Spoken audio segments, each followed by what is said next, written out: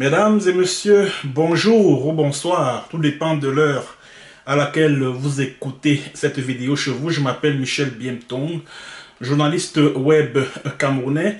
Je profite de ce tout premier numéro de la chronique de MBT pour vous souhaiter bonne et heureuse année. La chronique de MBT, c'est le net plus ultra de l'analyse des questions des droits humains au Cameroun et en Afrique. Bienvenue, mesdames et messieurs, à la chronique de MBT. Alors, mesdames et messieurs, au cours de cette édition de la chronique de MBT, nous allons décrypter le discours de fin d'année du président camerounais, le dictateur camerounais Paul Barthélémy Biya Mvondo. Paul Biya a dans son discours commencé par jeter un regard panoramique sur la situation socio-économique que traverse le Cameroun, notamment la hausse vertigineuse des prix des denrées alimentaires sur les marchés. Je vous invite à écouter l'analyse que Paul Biya en a fait de cette conjoncture économique, mesdames et messieurs. Comme par le passé, la conjoncture internationale a pesé de manière notable sur notre situation interne. La persistance de la guerre dans l'Est de l'Europe a continué de perturber les circuits d'approvisionnement du marché mondial des produits de grande consommation. Les prix des denrées alimentaires et les coûts des ressources énergétiques n'ont dès lors pas cessé d'augmenter, en même temps que se durcissaient les conditions d'accès au financement extérieur. La résurgence en octobre dernier du conflit israélo-palestinien a exacerbé les clivages au sein de la communauté internationale et accapare désormais son attention. Cette situation, comme il fallait s'y attendre, a eu des répercussions négatives sur notre pays. Elle a entraîné une augmentation généralisée des prix des produits de grande consommation et par conséquent du coût de la vie. Elle a également généré des pénuries diverses, y compris en ce qui concerne les produits pétroliers. Ainsi donc, pour le dictateur camerounais Paul Biya, la situation assez difficile que traversent les Camerounais sur le plan social, sur le plan économique, n'a absolument rien à voir avec la dérive managériale de son régime, avec l'incompétence, la gabegie, les détournements de deniers publics auxquels aiment bien s'adonner des membres du cercle restreint de son régime. Pour lui, la crise qui sévit en ce moment au niveau de la bande de Gaza, c'est-à-dire le conflit entre Israël et la Palestine qui s'est déclenché le 7 octobre dernier. Pour Paul Biya, c'est le conflit israélo-palestinien combiné à celui qui oppose la Russie et l'Ukraine qui sont à l'origine de la hausse des prix des produits de première nécessité dans les marchés camerounais. Et pourtant, il me semble qu'au cours de l'année 2023, qui vient de s'achever, le Conseil économique et social, qui ne sert absolument à rien, qui ne sert une structure moribonde, qui ne fonctionne plus depuis 1986, le président de cette institution-là, Ayang Luc, s'est doté d'un véhicule de 120 millions de francs CFA et 2 milliards de nos francs CFA ont été investis dans son logement de fonction. Une fonction dont on ignore exactement l'impact sur la vie des Camerounais. Et autre chose, au cours du mois de décembre qui vient de s'achever, le ministre de l'administration territoriale, Paul Atanga Nji, a commandé des véhicules pour le compte des sous-préfets d'un montant global de 2 milliards de francs CFA. C'est-à-dire quoi? Le contribuable camerounais paye plus cher en termes d'impôts. Parce que les denrées alimentaires là, que les Camerounais achètent dans les marchés, il y a ce qu'on appelle la taxe sur la valeur ajoutée. Donc c'est un impôt que les Camerounais payent pour que l'élite politico-administrative s'engraisse, pour que les dignitaires du régime de Paul Barthélémy Biya Bimvondo s'achètent des voitures, s'offrent des maisons à des centaines de millions, à des milliards de francs CFA. Alors, mesdames et messieurs, le dictateur camerounais Paul Biya a parlé des délestages électriques ainsi que de la pénurie d'eau potable auxquelles les Camerounais font face. On écoute Paul Biya, mesdames et messieurs. Je voudrais m'attarder quelque peu sur les secteurs les plus sensibles. Le projet d'alimentation en eau potable de la ville de Yaoundé et ses environs, à partir du fleuve Sanaga, est quasiment achevé. Sa mise en service prochaine permettra de résorber substantiellement le déficit en eau potable de la ville de Yaoundé. Les études relatives au projet d'adduction d'eau potable à Douala et ses environs sont bien avancées. À terme, cette ville bénéficiera de 400 000 mètres cubes d'eau supplémentaires par jour. Par ailleurs, le gouvernement a engagé la remise à niveau des stations de production d'eau potable dans plusieurs villes secondaires, à l'instar de Tchang, Yabassi, Karoaboula, etc. Les efforts nécessaires continueront d'être faits pour réhabiliter et étendre les réseaux de distribution de cette précieuse ressource à l'intérieur de nos villes et villages, afin de la rendre plus accessible aux ménages. Des avancées considérables ont également été enregistrées dans le secteur de l'électricité, en vue de résorber le déficit énergétique de notre pays.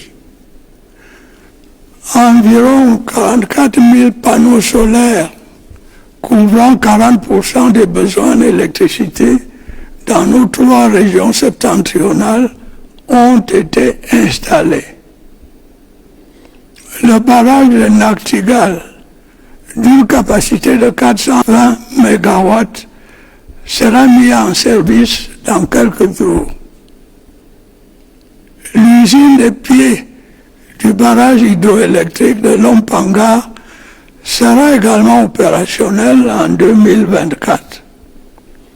Elle permettra d'accroître l'offre énergétique dans la ville de Bertoua et ses environs.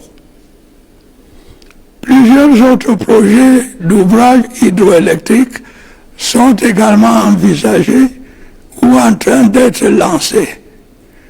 Il s'agit notamment des barrages de Kikot, de Mikouba, de Grand Téouin et de Béné à Warak.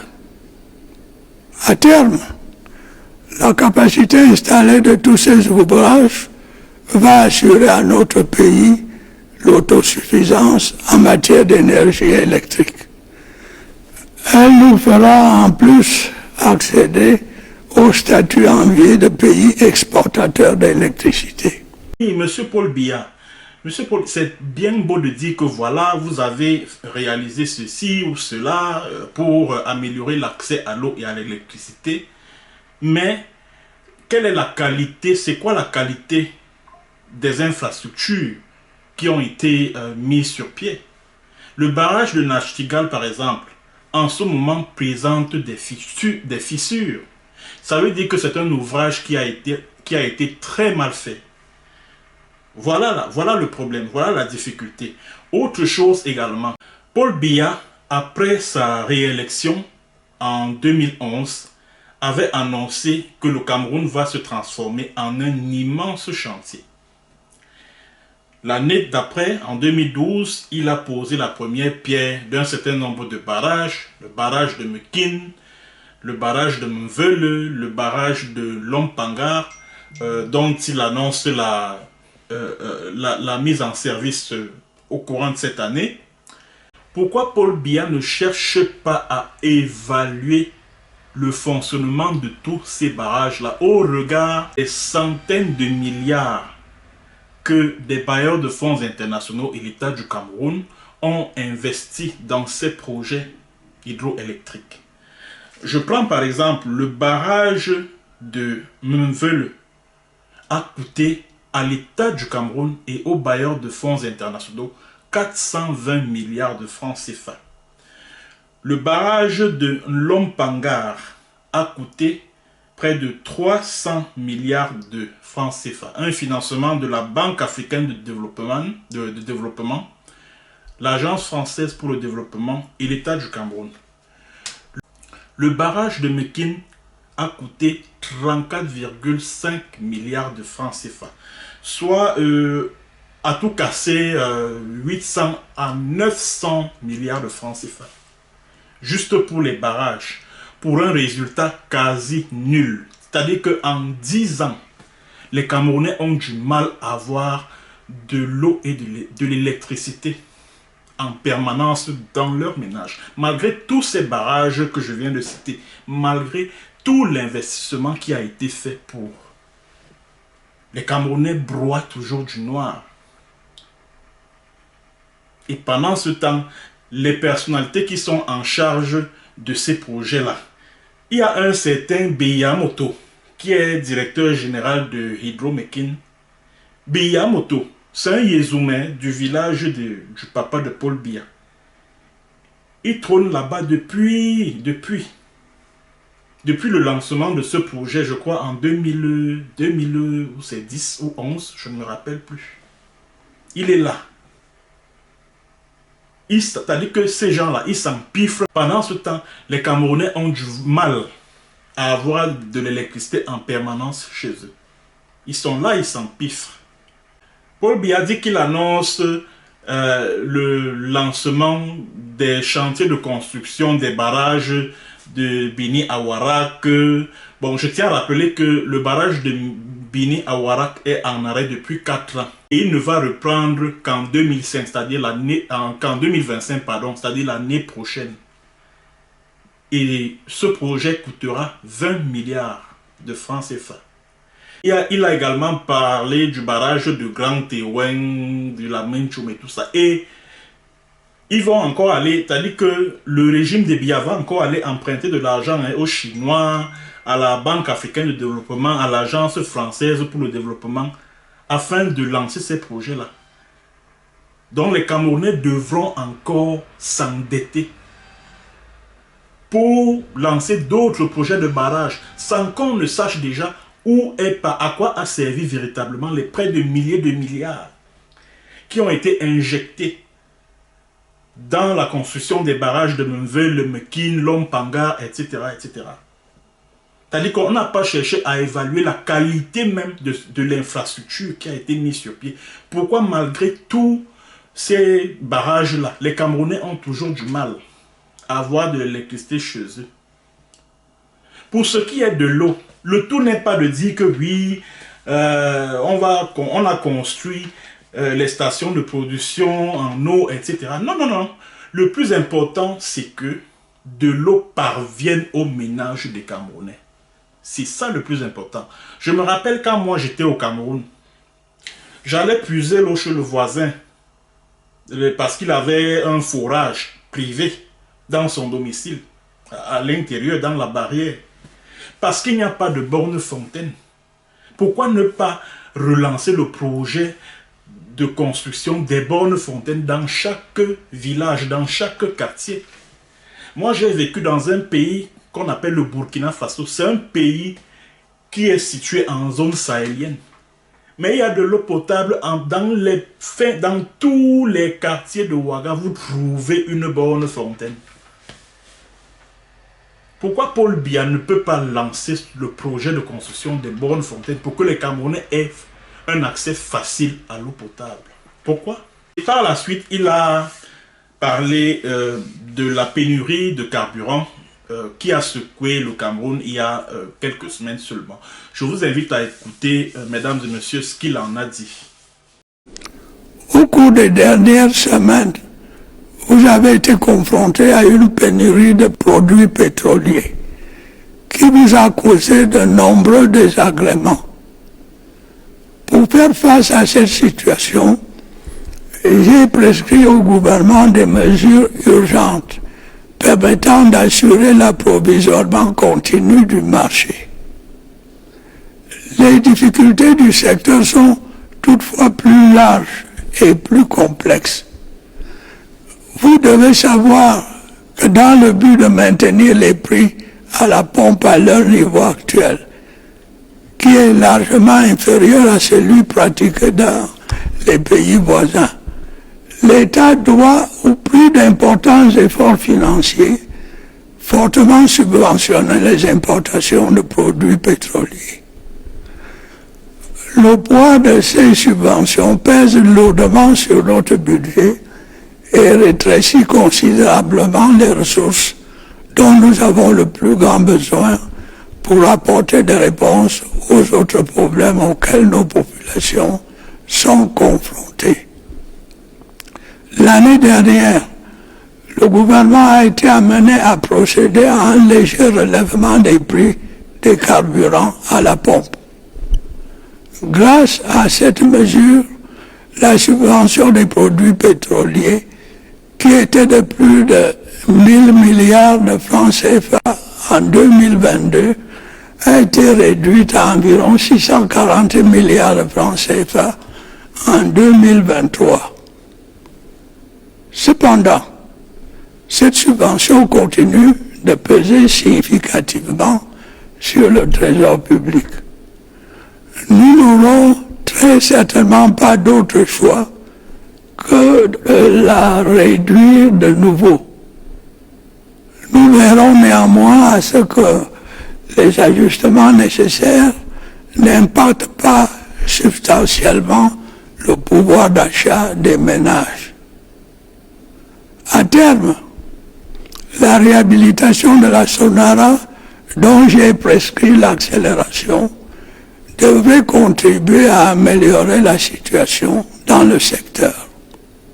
Alors, Paul Biya dit concernant le carburant que les subventions ont été réduites d'un tiers et que pour faire face aux problèmes d'approvisionnement en produits des hydrocarbures, il va falloir réhabiliter la Sonara. Ce que les Camerounais devraient savoir, c'est que l'entreprise qu'on appelle Total Énergie, qui est une entreprise française, ne peut jamais accepter qu'il soit mis en place le projet de réhabilitation ou si vous voulez le projet d'extension de la Sonara. La Sonara joue un peu le rôle de Hydrac, c'est-à-dire qu'elle a été confinée à un rôle de contrôle de qualité parce qu'en réalité, la Sonara devrait raffiner le pétrole camerounais sur place, puisque le Cameroun fait partie des pays producteurs de pétrole. Alors, moi je ne comprends pas pourquoi il faille importer le pétrole alors que le Cameroun en a dans son sous-sol. Ce qui est incompréhensible. Simplement parce que l'entreprise Total fait tout pour paralyser la Sonara. Parce que si la Sonara commence à raffiner le pétrole, elle va perdre de grosses parts de marché dans l'importation du pétrole. C'est de ça qu'il s'agit. Je vais vous faire une révélation.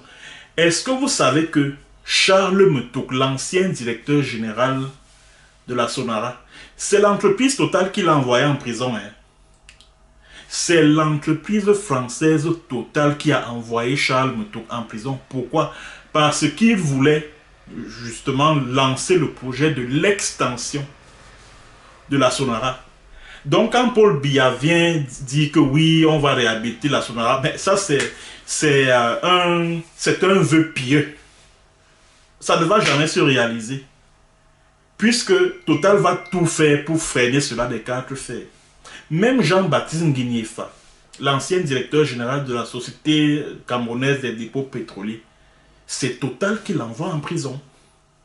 Parce qu'il voulait mettre sur pied un projet de stockage du pétrole au niveau du port de Kribi.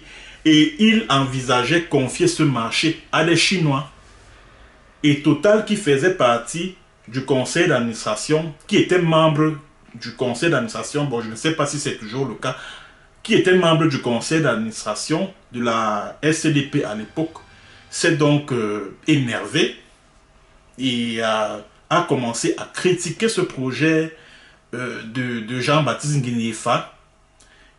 Le représentant de Total est même allé jusqu'à contacter des hauts responsables de la présidence pour dire que voilà, Nguyefa est en train de vouloir mettre sur pied un projet, il veut confier le pétrole camerounais aux Chinois et patati patata. Voilà comment Jean-Baptiste Nguyefa se retrouve dans des problèmes. Il est interpellé et puis jeté en prison pour des histoires bidons de détournement de deniers publics qui n'ont pas de sens. Donc le gros problème des Camerounais en ce moment concernant le carburant là, c'est Total. C'est Total. Si le Cameroun réussit à se réapproprier sa souveraineté sur le plan des hydrocarbures, les Camerounais achèteront le pétrole, l'essence et puis le super dans les stations-service le moins cher possible. C'est de ça qu'il s'agit. Le moins cher possible. Mais voilà que Paul Biya dit que non, il a réduit.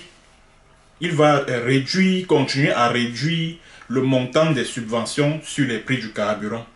Et cette année, le carburant coûtera encore un peu plus cher.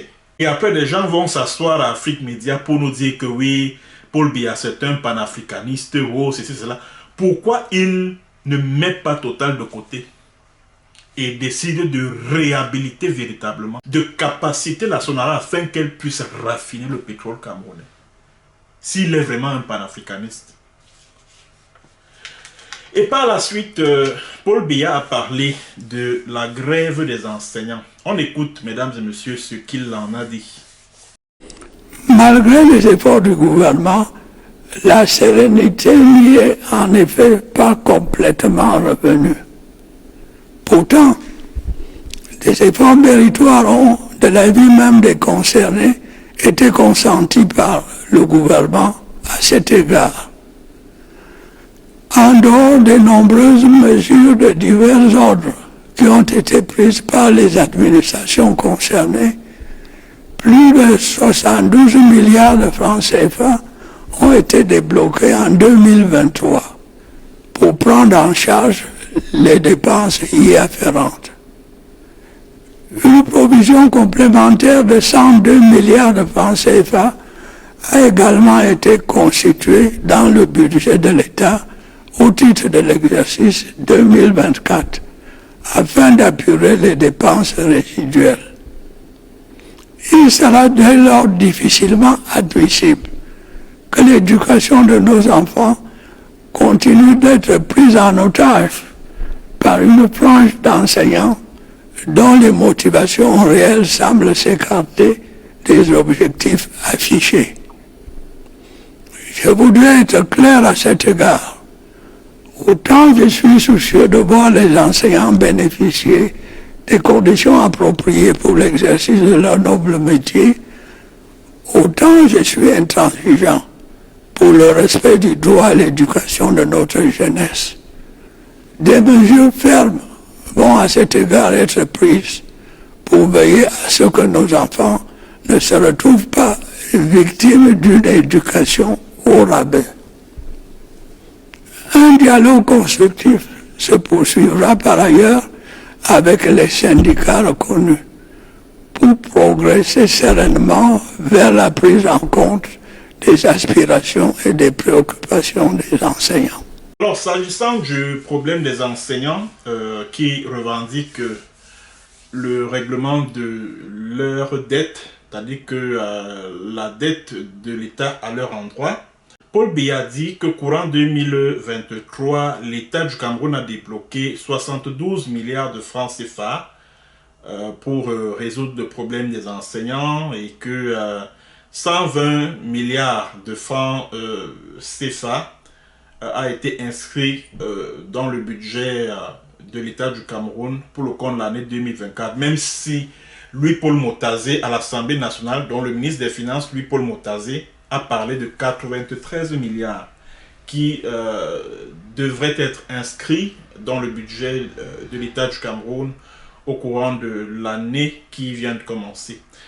Alors, ce que je vais dire concernant cet aspect du discours de Paul Biya est que au moment où les enseignants lancent le mouvement OTS, on a trop supporté. La dette de l'État vis-à-vis des enseignants s'élève à environ 200 milliards de francs CFA. Nous sommes en 2001. Et entre-temps, il y a eu des enseignants sortis des écoles normales supérieures qui ont été recrutés dans les écoles secondaires et tout. Et ces derniers attendent toujours d'être pris en solde. Ça veut dire que de 2021 jusqu'à maintenant, cette dette n'a fait que s'accumuler. Alors, quand Paul Biya dit que voilà, il a ordonné le déblocage de 72 milliards pour le compte des enseignants, c'est-à-dire que c'est un grain de sable dans la mer au regard de ce que les enseignants réclament à l'État du Cameroun, parce qu'il y a des enseignants, du moins la grande majorité, qui depuis des années exercent sans salaire, qui n'ont jamais touché leur appel depuis 2 ans, 3 ans, 4 ans, 5 ans, 10 ans, 15 ans pour certains. Et Paul Biya ne nous dit pas à quel moment est-ce que ce montant a été débloqué, dans quel but, combien d'enseignants ont pu toucher leur appel. Bref, il ne donne aucun détail sur l'utilisation de cet argent-là, les 72 milliards dont il dit qu'ils ont été débloqués par l'État du Cameroun au cours de l'année qui vient de s'achever. Il n'en dit pas un seul mot. Mais il se met à menacer les enseignants en leur disant que voilà, ils n'ont pas le droit de compromettre l'avenir des enfants et tout. Mais ça, c'est irresponsable, ça. C'est très irresponsable.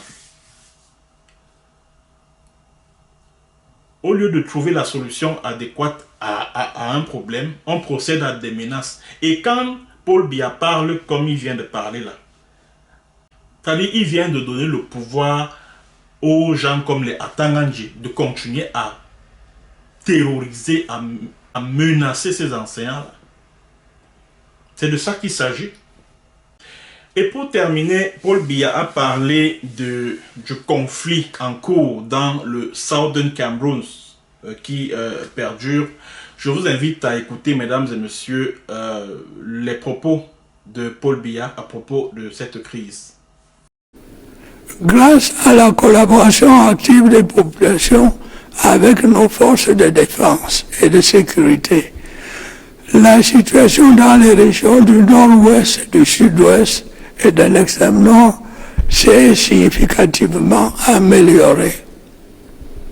Elle permet désormais la mise en œuvre sereine des plans de reconstruction et de développement des dites régions. Les exactions criminelles des terroristes n'ont cependant pas totalement disparu. Les populations civiles en sont malheureusement les principales victimes. La ville de Bamfé a été, le 6 novembre 2023, le théâtre du massacre barbare d'une vingtaine de civils en pleine nuit. Je condamne avec la dernière énergie de telles atrocités qui défient la raison et qu'aucune cause ne saurait justifier. J'encourage nos concitoyens des régions en proie au terrorisme à continuer de collaborer avec les forces de défense et de sécurité, dont je salue la bravoure et le professionnalisme. Je réitère à l'endroit des groupes armés on appelle à déposer les armes et à rejoindre les centres de désarmement, de démobilisation et de réintégration. Je note avec satisfaction qu'un nombre croissant de ces combattants a effectivement répondu à cet appel ces dernières semaines. Quant à ceux qui persistent dans la voie criminelle, qu'il s'agisse du terrorisme ou du grand banditisme, le sort qui les attend n'est pas enviable. Ils doivent savoir que notre volonté inébranlable d'assurer la sécurité de nos concitoyens ne faiblira pas. Paul Biya a donc parlé du drame de Mamfé survenu le 6 novembre dernier. Alors vous êtes sans l'ignorer, une vingtaine de civils ont trouvé la mort ce jour-là, calcinés chez eux, après une attaque perpétrée par des hommes armés non identifiés. Ce que Paul Biya devrait savoir, c'est que certains de ses proches collaborateurs, à savoir Ferdinand Ngongo et puis Victor Aremengot, qui travaillent avec lui là-bas à la présidence, voilà les commanditaires de ce qui s'est passé à Mamfé. Parce que l'endroit où il y a eu attaque là, c'est-à-dire là où l'attaque a eu lieu à Egbeko, il y a une brigade de gendarmerie pas loin. Il y a une brigade de gendarmerie pas loin. Donc, il y a une complicité entre ceux qui ont agi et les services de sécurité locaux. C'est de ça qu'il s'agit. Et j'ai eu à le dénoncer ici que Victor Aremengot est le suspect numéro 1 dans le drame d'Egbeko survenu le 6 novembre dernier. C'est de ça qu'il s'agit. Alors il faut que Paul Biya le sache. Si ses conseillers ne lui ont pas dit la vérité, alors il faut qu'il sache que Victor Aremengot et Ferdinand Ngongo en savent des tonnes sur ce qui s'est passé à Egbeko le 6 novembre dernier. Voilà. Mesdames et messieurs, c'était donc le décryptage du discours de fin d'année de Paul Barthélémy Biya Bimvondo. Merci mesdames et messieurs d'avoir été à l'écoute. Je vous invite à vous abonner à mon compte TikTok @MichelBiemton en un mot 70. Abonnez-vous à mon compte TikTok. Continuez à vous abonner à ma chaîne YouTube pour ceux qui viennent de la rejoindre. À très bientôt pour une autre séance et sur un autre thème. Bonjour ou bonsoir.